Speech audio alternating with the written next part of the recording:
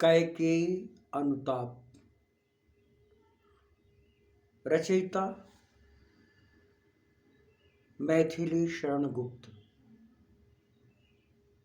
आप लोगों ने पढ़ा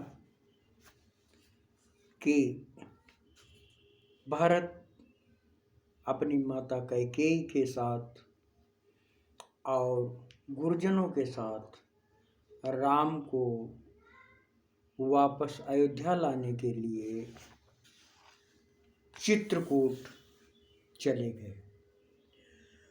जब राम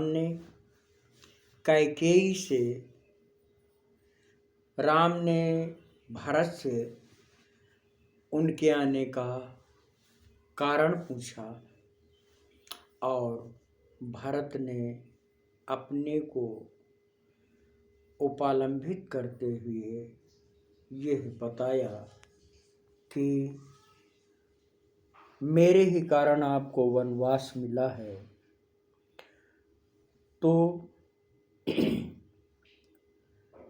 कैकेयी ने राम से कहा, आप लोगों ने पढ़ा था कि कैकेयी प्रायश्चित का भाव लिए हुए राम से वापस लौटने के लिए कहती है।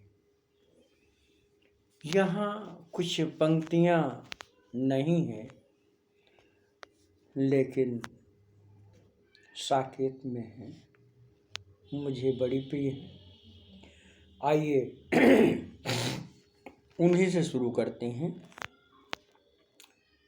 साकेत में एक स्थान पर लिखा है कि कैकेयी बताती है कि मैं तुम्हें अर्थात राम को इतना प्रेम करती थी कि जब भी तुम रोते थे तो जीजी का यानी कौशल्या मेरे पास छोड़ जाया करती थी। साकेत में आया है, होती थी बहुधा अर्धरात्रि अंधेरी, जीजी आकर करती पुकार थी मेरी, लो कुहकिन अपना कुहक राम जागा है, निज मझली माँ का स्वप्न देख भागा है। तो इसका आशय यह हुआ कि कैकेयी राम से बहुत प्रेम करती थी। आप लोगों ने पढ़ा है कि ठहरो मत रोको मुझे, कहूँ सो सुन लो, पाओ यदि उसमें सार उसे सब चुन लो।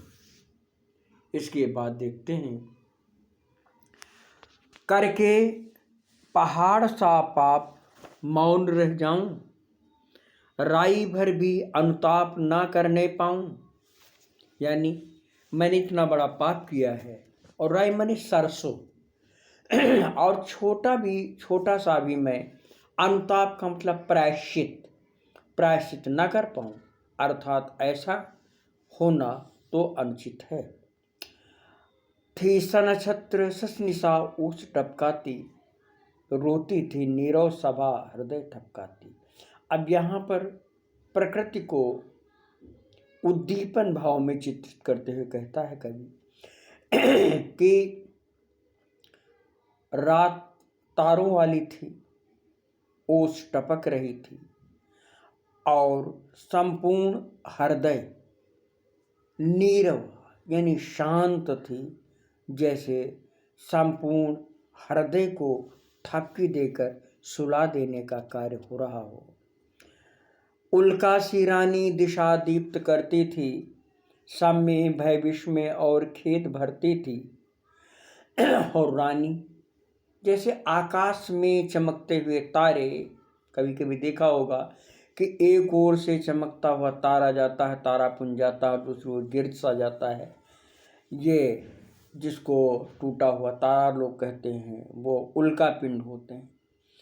तो रानी उल्का सी दिशा दीप्त करती थी। रानी उसी एक तारे की तरह एक ओर से आती और दूसरी ओर जैसे चला जाता है, उसी ओर संपूर्ण दिशाओं में केवल रानी की आवाज़ ही, रानी की बात ही गूंजती रहती थी। और उसके कारण सबके मन में भय और आश्चर्य तथा दुख, यहाँ 3 भाव हैं। कौन कौन से? भय किसके मन में? देवताओं के मन में, कहीं राम वापस लौट ना जाएं। विस्मय किसके मन में? जो भी अयोध्या के निवासी आए थे कि अरे यह रानी वही है जिसने राम को वन भेजा है। और खेद, खेद का मतलब होता है दुख, और खेद का भाव, क्योंकि सबको लगता था कि रानी बुरी है, और उसकी इस प्रकार की वाणी को सुनकर, इस प्रकार की बात को सुनकर सबके मन में आता कि उन्होंने जो रानी की निंदा की वो अनुचित थी। क्या कर सकती थी मरी मंथरा दासी, क्या कर सकती थी मरी मंथरा दासी, मेरा ही मन रह सका न निज विश्वासी, जल पंजर गत अब आहा अधैर अभागे, ये ज्वलित भाव थे स्वयं तुझी में जाके। कैकेयी कहती है कि मंथरा दासी तो एक दासी थी, एक बहुत ही मेरे सामने उसकी कोई सामर्थ्य नहीं थी। ऐसे में अगर यह कहा जाए कि मंथरा का दोष है तो यह बात अनुचित ही है। और इसलिए मैं मानती हूँ कि जब मेरा मन स्वयं मुझ पर विश्वास करने योग्य नहीं रहा तो मंथरा का किसी प्रकार से कोई दोष नहीं है। पर था केवल क्या ज्वलित भाव ही मन में, क्या शेष बचा था और कुछ न, और इस मन में कुछ मूल्य नहीं, वात्सल्य मात्र क्या तेरा, पर आज अन्य सा हुआ वत्स भी मेरा। कैकेयी कहती है कि जिसके कारण, जिस हृदय में इस प्रकार की ईर्ष्या के भाव जागे थे, अब उस शरीर को दुख तो भोगना ही है। लेकिन क्या केवल ईर्ष्या का ही भाव था? यानी कैकेयी के कहने का मतलब है केवल ईर्ष्या करने के कारण मैंने राम को नहीं वन भेजा, अपितु राम को वन भेजने का कारण अपने पुत्र भरत को अधिक सुखमय जीवन देना था। लेकिन आज दूसरों के समान मेरा पुत्र भी मुझे ही स्वार्थी मान रहा है। पर आज शून्य सा अन्य सा हुआ वत्स भी मेरा, थूके मुझ पर त्रैलोक्य भले ही थूके, जो कोई जो कह सके कहे क्यों चूके, छीने न मात्र पद किंतु भरत का मुझसे, रे राम दुहाई करूं और क्या तुझसे। थूकना, अपमानित कर।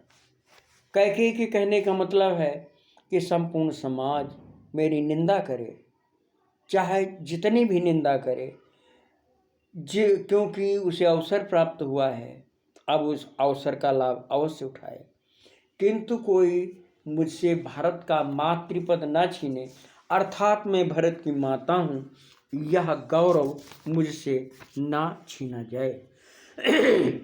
कहते आते थे यही अभी नरदेही, माता न कुमाता पुत्र कुपुत्र भले ही, अब कहें सभी या हाय विरुद्ध विधाता, है पुत्र पुत्र ही रहे कुमाता माता।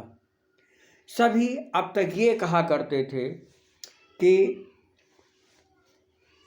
माता कुमाता नहीं हो सकती, पुत्र कुपुत्र भले ही हो, किंतु अब सभी लोग इसके विपरीत ये बात कहेंगे कि पुत्र तो पुत्र ही है लेकिन माता कुमाता है। अर्थात भरत तो एक आदर्श भाई, एक अच्छा व्यक्ति है, किंतु उसकी माता कैकेयी एक दुष्ट स्त्री है। यहाँ मैं बताना उचित समझूंगा कि यहाँ पर माता न कुमाता पुत्र कुपुत्र भले ही, यह एक देवी अपराध क्षमा समापन स्त्रोत है। उसमें एक पंक्ति लेके उसमें 4 श्लोक दिए गए हैं। उन 4 श्लोकों में यह पंक्ति आई है, कुपुत्रो जायेत कुजदब कुमाता न होती, यथा जैसे जगन्मातर मातर तो चरण सेवा नरस्ता, नवा दत्तम देव देवस्तौ भूस्तया, कुपुत्रो जायेत कुजदब कुमाता न होती। तो यहाँ पर कुपुत्रो जायेत कुछ तब कुमाता न भोत, कुपुत्र को उत्पन्न करने पर भी कभी कुमाता माता नहीं होती। तो इसी बात को यहाँ पर स्वीकार किया गया। बस मैंने इसका बाह्य मात्र ही देखा, दृढ़ हृदय न देखा, मृदुल गात्र ही देखा, परमार्थ न देखा, पूर्ण स्वार्थ ही साधा, इस कारण ही तो है आज यह बाधा। मैंने इसके बाह्य शरीर को देखा, अर्थात मैंने केवल अपने पुत्र के सुख को ही देखा। मैंने नहीं जाना कि मेरा पुत्र इस भौतिक सुख में सुखी न रह करके वो राम के सुख में सुखी रहता है। इसलिए मैंने किसी प्रकार का परमार्थ यानी परोपकार का कार्य नहीं किया और अपना स्वार्थ ही देखा। इस कारण ही और इसके कारण ही तो आज मेरे सामने यह बाधा उत्पन्न हुई है। युग युग तक चलती रहे कठोर कहानी, रकुल में भी थी एक अभागिन रानी, निज जन्म जन्म में सुने जीव यह मेरा, धिक्कार उसे था महास्वार्थ ने घेरा। और कैकेयी ने कहा कि इसीलिए मैंने जो कार्य किया है इसके कारण युगों युगों तक यह बात कही जाएगी कि रघुकुल में कैकेयी जैसी एक ऐसी रानी थी जिसने ऐसा अनुचित कार्य किया है जिसके लिए उसे धिक्कार है।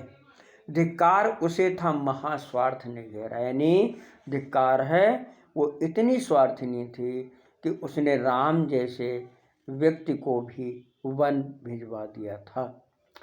उनकी इस बात को सुन करके प्रभु राम कहने लगे, 100 बार धन्य वह एक लाल की माई, जिस जननी ने है जना भरत सा भाई। राम ने कहा कि वह माँ सैकड़ों बार धन्य है जिसने भरत जैसे भाई को जन्म दिया है। तो यहाँ पर आप लोगों ने देखा। अब इसके पश्चात हम अगले अन्वय में फिर से देखेंगे। अब इसमें अगर हम शुरू से अब तक के अलंकारों की विवेचना करें तो नीले वितान के तले दीप बहुत जागे, टकटकी लगाए। नीले वितान के तले दीप बहुत जागे, टकटकी लगाए नैन सुरों के थेवे, यहाँ पर रूपक अलंकार है। और प्रभु बोले गिरा गंभीर नीर निधि जैसी में उपमा अलंकार है। तन तड़प तड़प कर तप्त तात ने त्यागा, जानते होंगे इसमें उव्रत्यानुप्रास है। और इसके बाद रोदन जल से सविनोद उन्हें फिर सींचा, यहाँ पर वक्रोक्ति है। रोदन जल का तात्पर्य करुणा से उत्पन्न आंसुओं से हैं। और इसके बाद आगे देखें, वैधव्य तुषाराव्रता यथा विधुलेखा में उपमा अलंकार है। वह सिंधी थी अब हाहा गोमुखी गंगा में उपमा अलंकार है। और इसके बाद आगे देखें, राई सा भी अनुताप ना करने पाऊं, करके पहाड़ सा पाप मौन रह जाऊं, राई सा राई भर भी अनुताप ना करने पाऊं। यहाँ पर उपमा अलंकार है। और थी स नक्षत्र शशि निशा ओस टपकाती, थी स नक्षत्र शशि निशा ओस टपकाती, यहाँ पर प्रकृति का उद्दीपन भाव में चित्रण किया गया है। और इसके बाद थूकना, नाम पर थूकना है। थूकना एक मुहावरा है जिस मुहावरे का प्रयोग किया गया है। और जैसा कि बताया मैंने, माता न कुमाता पुत्र कुपुत्र भले ही, इसमें कुपुत्रो जायेत क्वचिदपि कुमाता न भवत, श्लोक के भाव को ग्रहण किया गया है। और यहाँ पर इस पूरे काव्य में जहाँ तक पढ़ा है, इसमें कथोपकथन शैली का प्रयोग किया गया, यानी एक कहता है फिर दूसरे के संवाद के रूप में है। वर्णनात्मक विधान इसमें जो है उसमें कथोपकथनों का प्रयोग किया गया है, जिसमें संवाद शैली या कथोपकथन शैली का प्रयोग। अब यहाँ आप ये ना सोचिए कि ये काव्य में शैलियाँ नहीं होती। शैली तो कथन का एक ढंग है, वो काव्य में भी हो सकती है, गद्य में भी हो सकती है। तो यहाँ पर जो है ये कथोपकथन शैली का प्रयोग किया गया है। भाषा शुद्ध संस्कृतनिष्ठ तत्सम शब्दों युक्त है। और इसके बाद जो शेषांश है उसको इसके बाद फिर पढ़ेंगे।